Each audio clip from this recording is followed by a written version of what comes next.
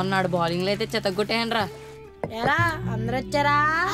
చిన్నప్పుడే బాగుండేది కదా, ఓ బరువు ఉండేది కాదు, బాధ్యత ఉండేది కాదు.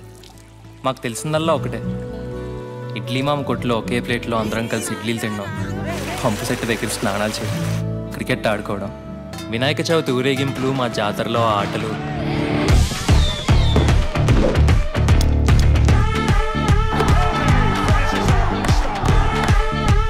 బజ్జీలు బజ్జీలు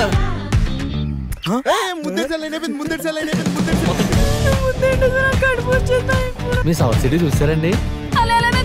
ఒక అమ్మాయిని ఆల్రెడీ అడుగుతారా? ఈ రోజు నుండి నువ్వు నా చెల్లివి. ఫ్లేమ్స్ చెప్పింది కదా.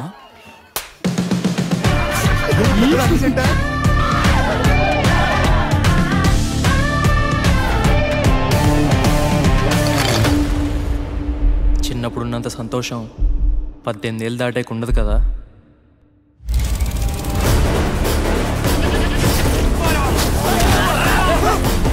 అయితే